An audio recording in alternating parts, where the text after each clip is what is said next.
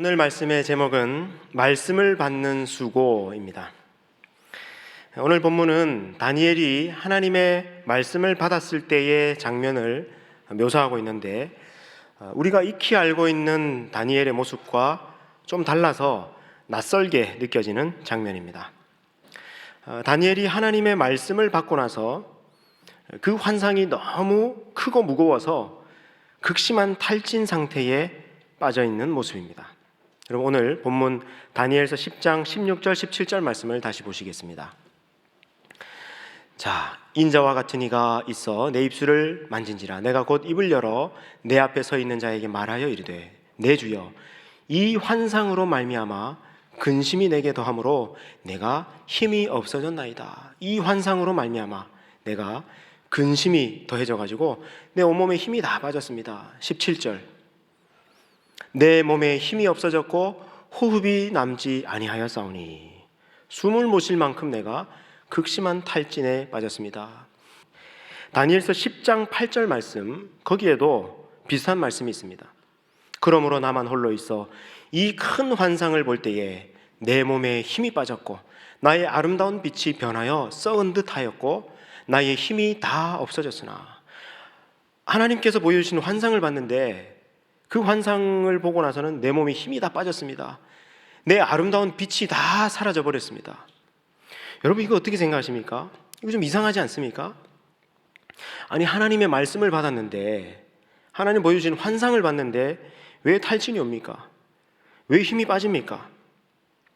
환상을 봤으면은요, 하나님 말씀을 받았으면은 비전으로 충만해지고 힘도 생기고, 아니 없던 힘도 더 생겨야 될 거 아닙니까? 근데 하나님 말씀을 받고 나서 온몸에 힘이 다 빠졌다 하면서 극심한 탈진에 빠져 있는 다니엘을 만날 수 있습니다. 이런 다니엘의 모습이 우리는 좀 낯섭니다.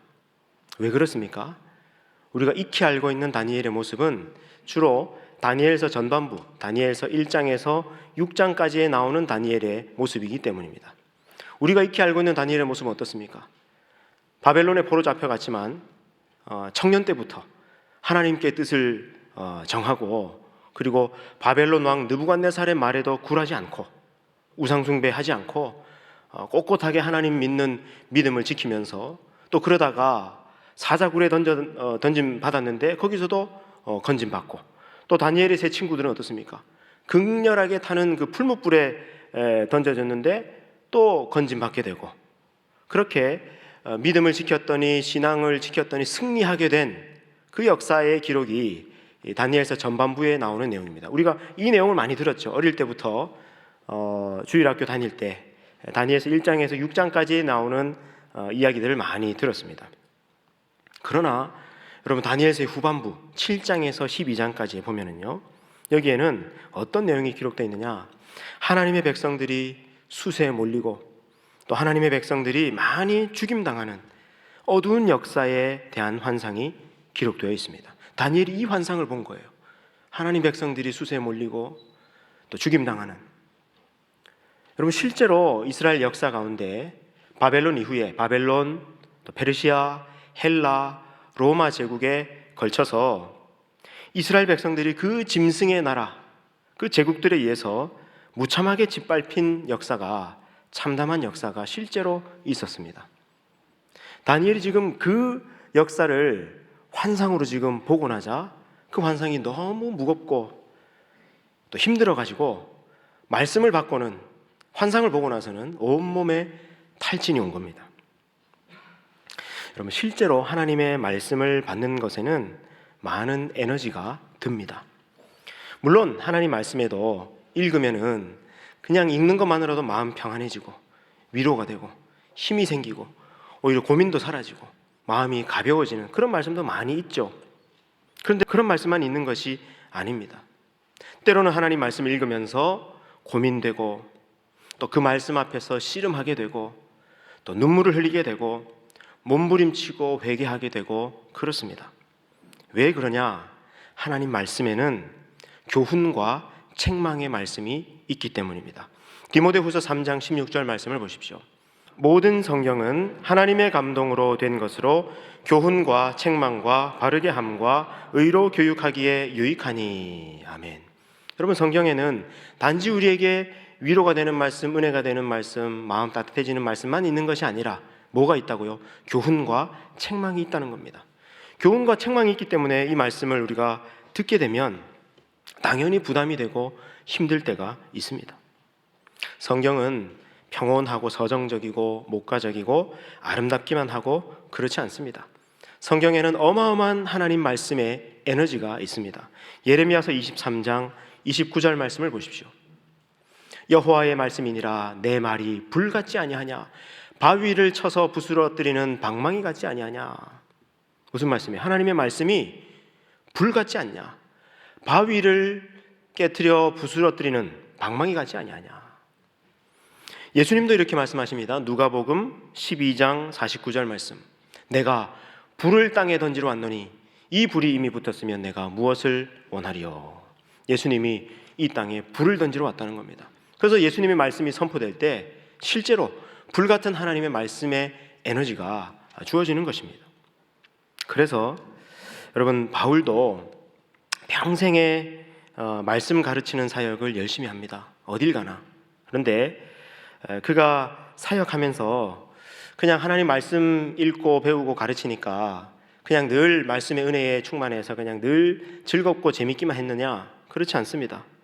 바울이 말씀 사역하면서 그가 사역했던 시간을 회고하면서 이렇게 말합니다. 여러분, 사도행전 20장 31절 말씀입니다.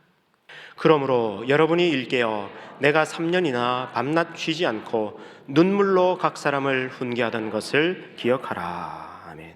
여러분, 이 사도행전 20장 31절 말씀은요, 사도 바울이 에베소 사역을 이제 마무리하면서 에베소에서 사역할 때 그때 약 3년간 에베소 두란노 서원에서 많은 사람들 제자들에게 하나님 말씀을 가르치는 사역을 했거든요. 근데 이제 지금 그들과 작별 인사하면서 지금 이렇게 그 시간을 이렇게 추억하는 것인데 그 시간은 내가 눈물로 각 사람을 훈계하던 시간이었다. 바울의 고백입니다. 자, 그렇기 때문에 하나님의 말씀은 읽는 자나 또 듣는 자나 배우는 자나 가르치는 자나 그 말씀을 받기 위해서 기꺼이 수고를 감수해야만 합니다. 성경에 나오는 많은 하나님의 사람들이 그랬습니다. 여러분, 모세가 어떻습니까? 모세가 이 모세오경, 성경의 맨 처음에 있는 5권, 창세기, 출애굽기, 레위기, 민수기, 신명기, 이 5권의 말씀을 하나님 앞에 받을 때 여러분, 모세가 어떻게 했습니까? 율법의 말씀을 받을 때 어떻게 했습니까? 시내산에 올라가가지고 어떻게 했죠? 40주 40야를 물도 떡도 먹지 아니하고 그렇게 하나님 말씀을 받았다라고 기록하고 있습니다. 여러분, 예레미야 같은 선지자는요, 하나님 말씀을 받고 전하고 할 때 그가 사역했던 기간이 약 한 40년쯤 됩니다. 근데 여러분, 예레미야가 하나님 말씀을 받는 것도 너무 힘들었지만요, 하나님 말씀을 전하면요 백성들이 그걸 달게 듣지 않아요. 예레미야가 전하는 메시지가 어떤 메시지였냐면 이제 이스라엘 나라는 망합니다. 바벨론이 쳐들어옵니다. 우리나라는 망하고 말 겁니다. 바벨론이 오거들랑 순순히 사로잡혀 가십시오. 그게 유일한 살 길입니다. 이런 은혜 안 되는 말씀을 선포하니까 누가 좋아합니까? 그러니까 예레미야가 이 말씀을 선포하니까 사람들이 다 예레미야를 싫어하고 막 돌 던지고 구덩이에 가두고 막 때리고, 아무도 안 듣는 설교를요 예레미야가 40년간 합니다. 근데 예레미야의 별명이 있는데 눈물의 선지자거든요. 40년간 하나님의 말씀을 눈물로 전하는데 아무도 안 듣습니다. 그러는 사역을 예레미야가 했습니다. 여러분, 예수님은 어떻습니까? 예수님이 공생애를 시작하시기 전에 광야에 들어가셔서 40일 동안 어떻게 하셨죠? 역시 금식하시면서 하나님의 말씀을 받고 또 하나님께 기도하는 시간을 가졌습니다. 바울은 어떻습니까? 바울도 처음에는 예수 믿는 사람을 죽이는 데 앞장서 있다가 예수님을 만나고 나서 어떻게 해요? 예수님 만나고 나서 앞을 보지도 못하고 마시지도 못하고 먹지도 못하고 한 시간을 3일 동안 보냅니다. 그리고 눈을 뜬 이후에도 아라비아 광야로 가가지고 3년간 또 시간을 보내면서 하나님의 말씀을 받았습니다. 성경에 나오는 많은 하나님의 사람들이 하나님의 말씀을 받을 때 이처럼 많은 에너지와 수고가 들었다는 것을 우리가 알 수 있습니다. 여러분, 저도 이런 비슷한 경험이 하나 있습니다. 제가 수년 전이었는데 그때 요한계시록을 한동안 열심히 연구하던 때가 있었습니다. 그때 왜 요한계시록을 연구했냐면, 여러분, 제가 그래도 성경에 꽤 열심히 있는 거 아시죠? 그래 보입니까?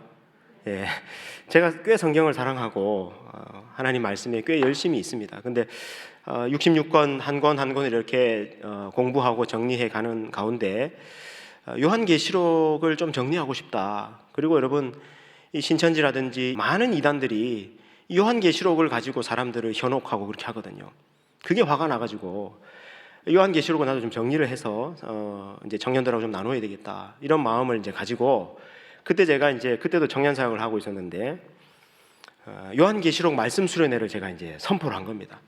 그래서 1박 2일 동안 요한계시록을 다 설명하고 다 읽는다. 완전히 요한계시록을 뗀다. 아직 그때 제가 요한계시록이 다 정리가 안 됐을 때입니다. 그 이제 수련회는 선포해 놨지. 날짜는 점점 다가오지. 내 안에는 아직 정리가 다 안 됐어요. 어느 정도는 정리가 됐죠. 근데 이게 깔끔하게 정리가 되지는 않은 겁니다. 날짜는 점점 다가오니까 제가 이제 이 요한계시록을 붙들고 씨름을 하는 겁니다. 아침에 일어나서 요한계시록, 점심 먹고도 요한계시록, 자기 전에도 요한계시록, 꿈에도 막 요한계시록 나오고 막 그랬어요. 그래가지고 이제 막 씨름하고 하는 시간들을 보내는데, 제가 어느 날 요한계시록이 다 정리되고 다 열리고 뚫린 거예요. 여러분, 제가 그때 그 말씀을 받고 이 요한계시록이 다 정리되고 뚫렸을 때에 그 기쁨이라고 하는 것은요, 말로도 할 수 없는 기쁨이에요, 정말. 그래서 청년들과 요한계시록 1박 2일 동안 제가 다 나누고, 그리고 와서 돌아와서 이제 보니까 제가 요한계시록 말씀을 붙들고 씨름했던 그 시간들 지나고 나서 제가 체중계에 올라가 보니까요, 제가 그때 아무 운동도 한 것도 없고 다 그냥 평상시처럼 살았는데 몸무게가 2kg 그냥 갑자기 빠졌어요. 그리고 그 이후에 제가 진짜 몇 주 동안 저도 탈진을 할 만큼 그렇게 힘이 빠져 있었던, 지쳐 있었던 그런 시기가 있었습니다. 그때 제가 깨달았던 것이 뭐냐면, 하나님 말씀을 받는 데는 이렇게 에너지가 드는 거구나, 수고를 감수하는 거구나. 떠올랐던 장면이 바로 다니엘서 오늘 10장 말씀의 다니엘이에요. 다니엘이 이 환상을 받을 때, 이 말씀을 받을 때 그렇게 큰 탈진에 빠졌던 것이 바로 이런 거구나 하는 것을 그때 깨닫게 된 겁니다. 여러분, 이 성경이 오늘 우리에게 오기까지 많은 하나님의 사람들의 땀과 눈물과 심지어 피와 수고와 희생과 헌신이 있었습니다. 여러분, 지금 성경이 이렇게 우리 한글 성경으로 이렇게 오지 않았습니까? 근데 이 성경이 처음에 기록될 때는요, 히브리어로, 헬라어로 기록이 됐죠. 근데 이 성경에 사본들이, 여러 사본들이 있는데 그 사본들 중에서 제일 오래된 사본이 뭐냐면은 사해 사본이라는 사본이에요. 혹은 쿰난 사본이라고 하는 사본인데, 여러분, 이 쿰난 사본 발견된 그 현장으로 한번 잠깐 가보시겠습니다. 화면을 띄워주시겠습니까? 여러분, 쿰난이 어디에 있느냐면요, 요 사해, 여리고 바로 밑에 있는 저기가 쿰난입니다. 항공사진인데, 여러분, 절벽 바로 아래 저기가 쿰난 공동체가 있었던 곳이거든요. 근데 저 절벽, 깎아지를 뜻한 저 절벽에서 일어났던 일인데, 여러분, 제 뒤에 있는 저 그 광야 절벽, 저기에서 1947년에 엄청난 사건이 일어난 겁니다. 양을 치던 베두인이 있었습니다. 이 베두인이 양을 치고 다니다가 이제 양을 잃어버린 거예요. 양을 찾다가 저 광야를 막 이제 헤매고 다녔을 거 아닙니까? 근데 양을 찾을 때, 여러분, 광야에는 이제 워낙 뜨겁기 때문에 양들이 이제 길을 잃고 하면은요, 그늘을 찾아가지고 굴 속에 들어갑니다.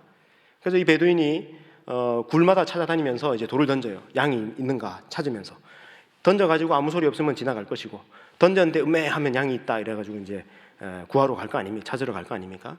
근데 저기 어디에 굴이 하나 있는데 거기에 돌을 던졌더니 하는 것이 아니라 쨍그랑 하면서 그릇 깨진 소리가 난 겁니다. 이게 무슨 소린가 하고 이제 안에 들어가 봤더니 거기에 웬 항아리가 있고 그 항아리 속에 두루마리가 발견이 된 거예요.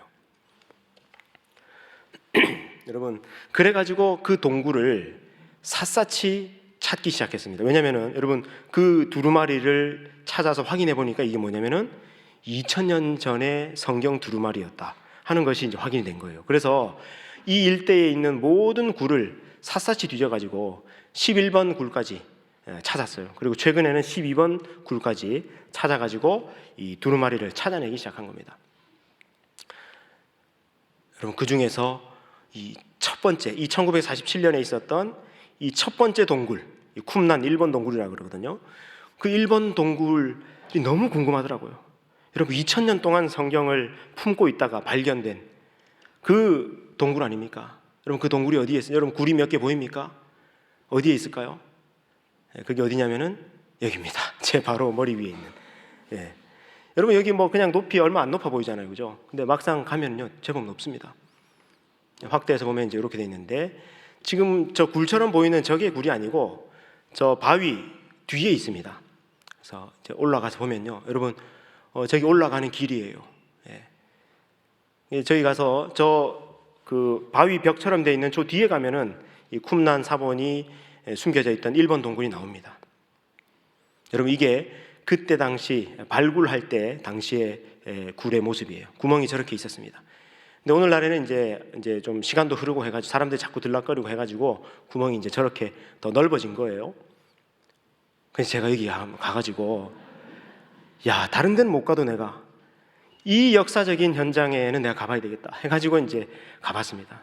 여러분, 제가 저희 갈 때 얼마나 가슴이 뛰었는지 모릅니다. 너무 설레더라고요. 저 굴 속에 들어가는데 안에 들어가 봤습니다. 이렇게 돼 있습니다. 여러분, 저 굴 속에 지금은 이미 그 항아리 다 치웠잖아요, 그죠? 처음에 발굴할 당시에 저 굴 속에 이렇게 항아리가 보관되어 있었습니다. 2000년 전이니까 예수님 당시죠. 예수님 당시 때 구약 성경을 다 필사해가지고 저 항아리 속에 담아둔 겁니다. 저 두루마리를 이제 다 꺼내가지고 연구를 하기 시작한 겁니다.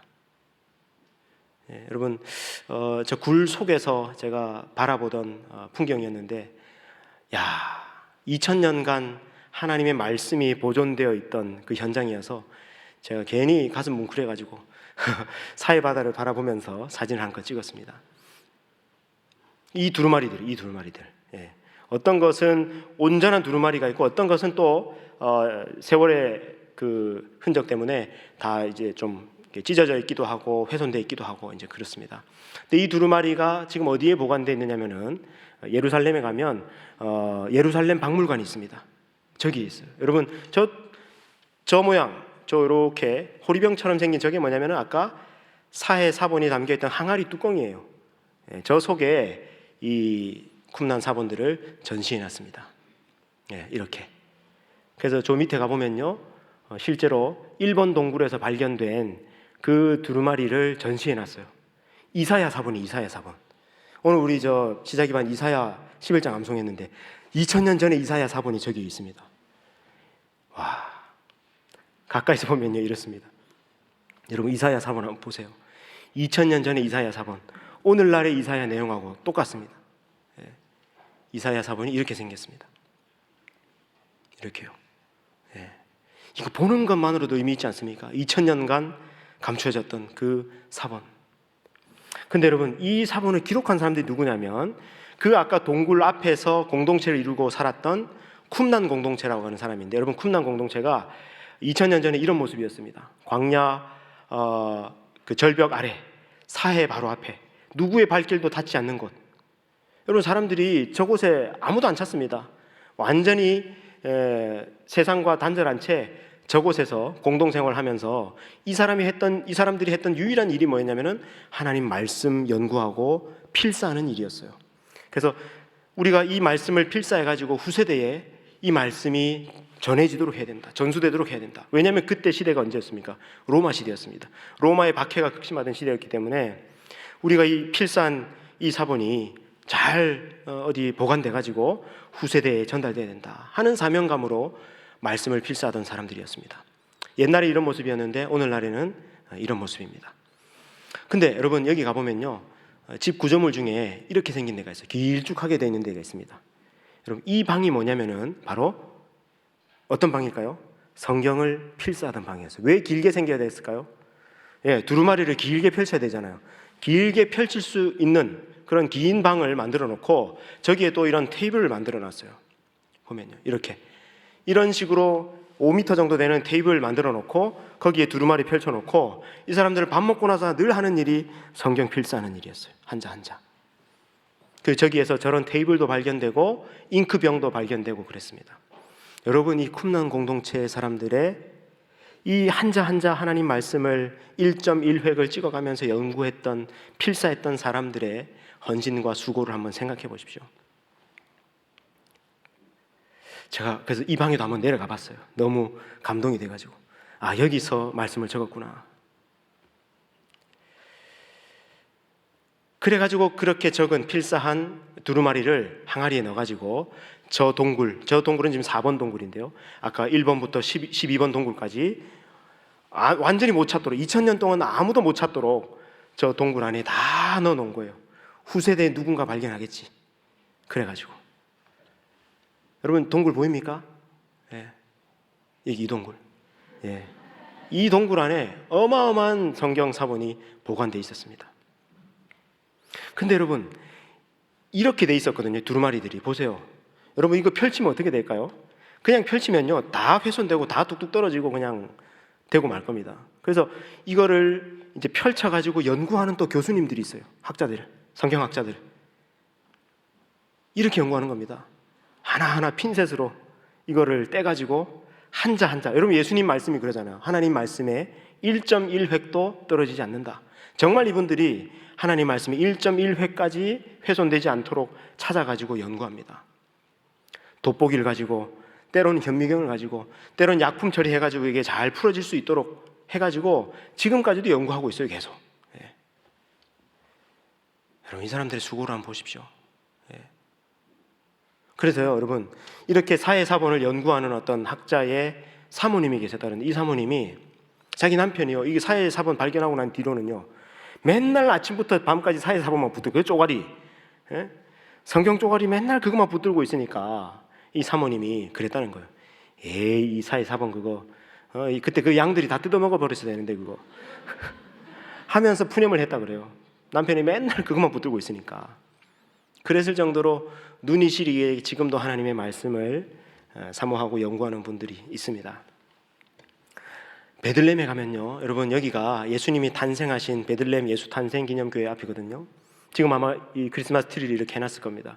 올해도 이제 다음 주가 되면 이번 주 토요일이겠네요. 이번 토요일 크리스마스 이브에 또 많은 순례객들이 저곳에 모여서 예수님 탄생을 축하하고 또 세계로 생중계되고 뉴스에 나오고 할 텐데요. 여러분 저 예수 탄생 기념교회 그 안에 가면 뭐가 있느냐면은 이런 그 석상이 하나 있습니다. 여러분 이게 뭐냐면은 누구냐면은 제롬이라고 하는 한 인물이에요. 제롬이 누구냐면 여러분 히브리어 성경, 헬라어 성경을 라틴어 성경으로 번역한, 그래서 처음으로 온 세계에 공용어로 할 수 있는 라틴어로 성경을 번역한 너무 귀한 사람입니다. 이 제롬이 바로 이 베들레헴 예수 탄생 동굴 그 옆에서 그 동굴에서 이 성경을 번역했습니다. 그래서 그 장소를 기념하는 석상이 여기 이렇게 있는데 그 동굴에 내려가 보면요 이렇게 제롬의 그 모습이 또 새겨져 있어요. 이 동굴에서 성경을 이제 번역했는데 여러분 근데 이 제롬 석상 제롬 그림을 보면 뭐가 계속 있느냐면은 뭐 손에 책이 있고 한 것은 우리가 알겠는데 발 쪽에 보니까 뭐가 있어요? 해골이 하나 있죠. 유골이 하나 있습니다. 해골이. 저게 이상한 거예요. 왜 저게 있는가? 네, 알아봤더니 여러분 이 제롬이 처음에는요 로마 교황이 될 뻔했던 사람이었다 그래요. 그러니까 지위가 꽤 높았죠. 영향력이 아주 컸던 인물이에요. 근데 교황에서 떨어진 거예요. 투표에서. 근데 교황이 될 뻔했다가 떨어지고 나니까 너무 낙심해가지고 그래가지고 막 상처받고 낙심해가지고 어디로 갔냐면은 베들레헴으로 온 거예요. 베들레헴으로. 여기 와가지고 이제 좀 시간을 보내고 있는데 하루는 이 베들레헴 지역에서 아기들의 유골이 많이 발견됐다는 소식이 들려온 겁니다. 그래서 가서 확인해 보니까 그 아기들의 유골이 뭐냐? 하고 봤더니 여러분 예수님이 태어나실 때 그때 무슨 일이 있었습니까? 헤롯 왕이 어린아이 아기들을 다 죽이는 사건이 있었죠. 그때 죽임받은 아이들의 유골이 소복하게 발견이 된 거예요. 이때 이 제롬이 회개합니다. 이 아이들이 무슨 잘못인가? 예수님이 이 땅에 태어나실 때 이 아기들이 이렇게 죽임을 당했다면 이 아기들이야말로 최초의 순교자들이 아닌가? 이 아기들은 예수님을 기다리고 예수님을 맞이하는 일로 이렇게 죽임을 당해서 이렇게 유골이 되어 있는데 나는 내가 지금까지 누려왔던 지위와 또 그 풍요 이것들 충분히 누렸음에도 불구하고 교황 그거 떨어졌다고 교황 안 됐다고 내가 이렇게 상심하고 상처받고 이래가지고 있어서야 되겠는가 하면서 내가 할 일이 그럼 뭐겠는가, 내가 주님을 위해 살 수 있는 일이 뭐가 있는가 하고 생각해 보니까 여러분 제롬이 대단한 학자였거든요. 여러 언어들에 능통한 학자였거든요. 그래서 그때 생각한 것이 성경을 번역해야 되겠다. 성경을 번역하기 시작한 겁니다. 라틴어로. 근데 여러분 성경 번역하는 게 쉬울까요? 어려울까요? 아무리 학자여도 여러분 읽는 것도 어렵잖아요. 다 번역해 놓은 거 우리말로 다 해놓은 것도 어렵잖아요. 근데 이거를 한자 원어를 공부하고 연구해 가면서 번역한다는 거 이거 쉽지가 않거든요. 요즘처럼 무슨 뭐 컴퓨터가 있는 것도 아니고 자료가 있는 것도 아니고 혼자 그 동굴 안에 들어가 가지고 성경을 번역한다고 해보십시오. 쉬운 일이 아닙니다. 얼마나 힘들었겠어요 여러분. 성경 번역하는데 힘들 때마다 포기하고 싶을 때마다 그가 뭘 받느냐면은 이 어린아이의 유골을 자기 책상 앞에 두었다 그래요. 그래서 이 어린아이의 유골을 보면서 그렇지 이 어린아이들은 이렇게 이상당했는데 나도 더 힘을 내야지 하면서 이 성경 번역을 끝까지 완성했다 그래요. 그래서 여러분 제롬에 관한 그림들이 성화가 쭉 있는데 보면은 다 저렇게 해골이 있습니다. 예. 저 표정 한번 보세요. 얼마나 힘든지. 예. 성경 번역하면서 많은 수고와 또 희생을 우리 제롬도 감수했습니다. 그 다음에 여러분 지금 여러분이 이 한글로 된 성경을 가지고 있지 않습니까? 이 한글 성경 최초로 번역된 것이 언제냐면 다 완성돼서 번역된 것이 언제냐면은 1911년도예요. 예. 지금으로부터 약 100년 전 그때 한국에 오셨던 선교사님들에 의해서 이 성경이 한글로 번역됐습니다. 그전에는 뭐 중국어 성경, 영어 성경이 있었지만 한글 성경이 없었습니다. 근데 이 성경이 100년 전에 번역이 될 때 그때 제일 많이 수고하신 분들 쭉 나와 있는데 그 중에서 여러분 맨 왼쪽에 있는 제가 노란색으로 표시해둔 이분 선교사님 이름이 뭐냐면은 레이놀즈 선교사님이라고 하는 분입니다. 한글 성경을 번역하는 데 있어서 아주 많은 수고를 하셨던 분인데 여러분 이분이 우리나라에 왔을 때 우리나라에 와서 아들이 태어나게 되거든요. 얼마 안 있어가지고. 근데 그 아들이 여러분 보세요. 저기 지금 양화진에 있는 레이놀즈 선교사님의 가족 묘거든요. 근데 그 묘비에 보면 뭐라고 되어 있습니까? 1893년부터 1893년 그렇게 돼 있죠. 1893년도에 태어나가지고 얼마 안 있어가지고 그 첫째 아들이 죽습니다. 우리나라에 와서. 그러면 첫째 아들을 잃고 나서 그 슬픔을 이겨가면서 이 한글 성경을 번역한 거예요. 그래가지고 우리 손에 이 한글 성경이 들려 있는 겁니다. 여러분 보십시오. 성경이 우리 손에 이렇게 들려지기까지 이 성경을 받았던 선지자들, 필사했던 사람들, 번역했던 사람들, 연구했던 사람들, 그 많은 사람들의 수고와 땀과 눈물이 있었기 때문에 우리 손에 하나님 말씀이 들려져 있는 것 아닙니까? 그러므로 우리도 하나님 말씀을 받는 데 있어서 기꺼이 수고를 감수해야 합니다. 여러분 사도행전 17장 11절 말씀 보십시오. 제가 자주 인용하는 말씀이죠. 베레아 사람들이 하나님 말씀을 어떻게 했다고요? 상고했다. 날마다 상고했다. 저 상고했다의 원어적 의미가 뭐라 그랬습니까? 시험 공부하듯이 연구했다 그 뜻이에요. 예. 여러분 시험 공부할 때 어떻게 합니까? 필사적으로 하죠. 줄 긋고 동그라미 하고 메모하고 노트하고 그죠? 커피 마셔가면서 막 하죠. 베레아 사람들이 어떻게 했다고요? 시험 공부하듯이 했다. 제가 여러분들에게 종종 줄 그으세요, 동그라미 하세요, 별표 하세요 그러잖아요. 베레아 사람들한테 배운 거예요. 저게 다. 저렇게 하나님 말씀을 받았다. 시편 119편 82절 말씀 보십시오. 내 눈이 주의 말씀을 바라기에 피곤하니이다. 내 눈이 하나님 말씀을 사모해가지고 눈이 아프고 눈이 시리고 눈이 피곤해질 만큼 합니다. 시편 119편 123절도 보십시오. 내 눈이 주의 구원과 주의 의로운 말씀을 사모하기에 피곤하니이다. 주의 말씀을 묵상하다가 뜬 눈으로 밤을 지새웁니다. 말씀을 묵상하고 공부하다가 뜬 눈으로 밤을 지새우기도 하고 눈이 시리게 눈이 아프게 하나님 말씀을 사모하기도 했다. 이게 우리 믿음의 선배들이 하나님 말씀을 사모했던 태도입니다. 저는 정말 이 시편 119편 말씀이 저한테는 너무 와닿는 말씀이에요.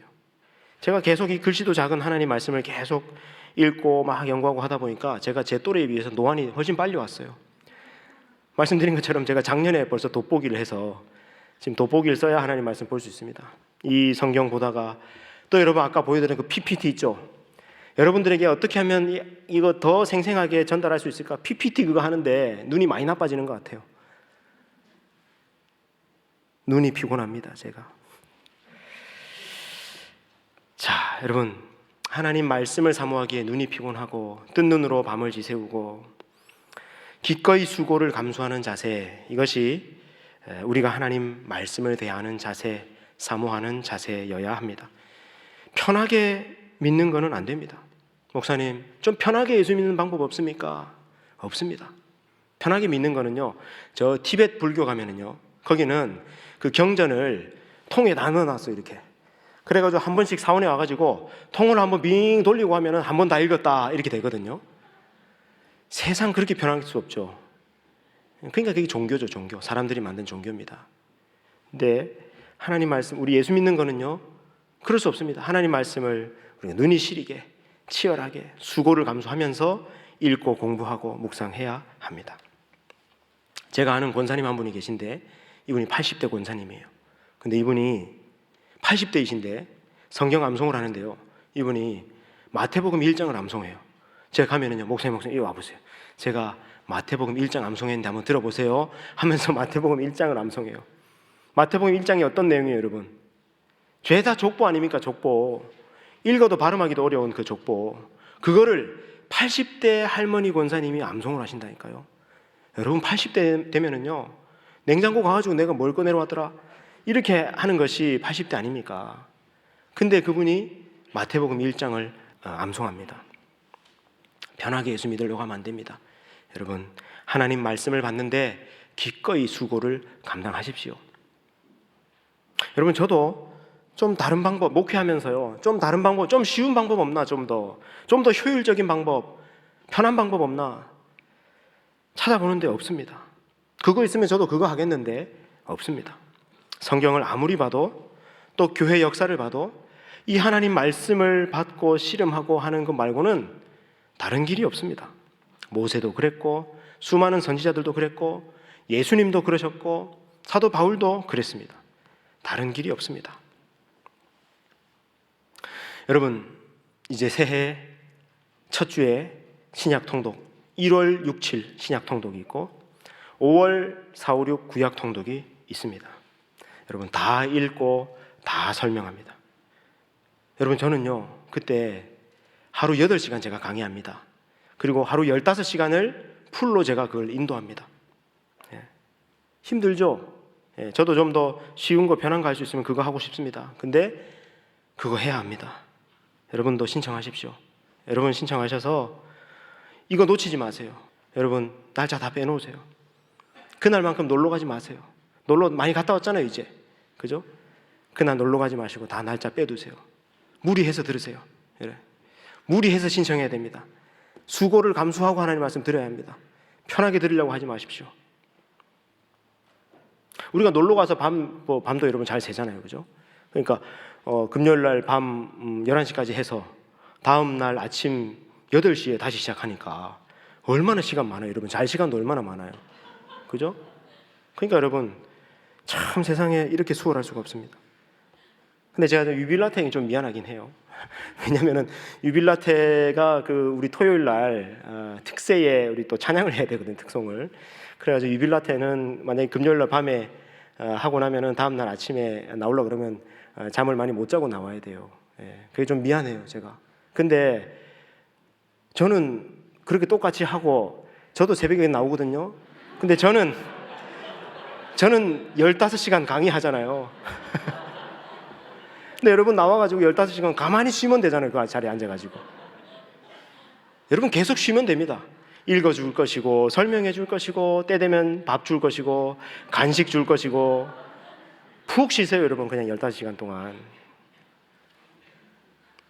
그래도 수고는 수고죠. 그래서 여러분 수고를 감수하고 기꺼이 내년 1월 6, 7 그다음에 5월 4, 5, 6 날짜 빼두시고 그날 말씀 받는 날로 2023년도 말씀 받는 날로 빼두시길 바랍니다. 하나님 말씀 받는데 수고를 아끼지 말고 편하게 믿으려 하지 말고 그렇게 기꺼이 하나님 말씀 받는데 에너지를 쓰고 시간을 쓰고 수고를 감수하는 것을 여러분 기뻐하실 수 있기를 바랍니다. 여러분 예수 잘 믿는 지름길은 없습니다. 왕도는 없습니다. 말씀 받는데 수고를 감수한 만큼 됩니다. 근데 여러분 이걸로 끝이 아니에요. 결론이 아닙니다. 하나님 말씀을 받는데 수고한 사람들에 대한 결론이 뭐냐? 힘들고 수고하고 탈진하고 그걸로 끝인가? 그렇지 않습니다. 여러분 이런 다니엘을 향해서 탈진한 다니엘을 향해서 하나님 뭐라고 말씀하시느냐? 큰 은총을 받은 사람이요 라고 말씀하십니다. 여러분 다니엘서 10장 19절 우리 같이 읽겠습니다. 시작. 이르되 큰 은총을 받은 사람이여 두려워하지 말라.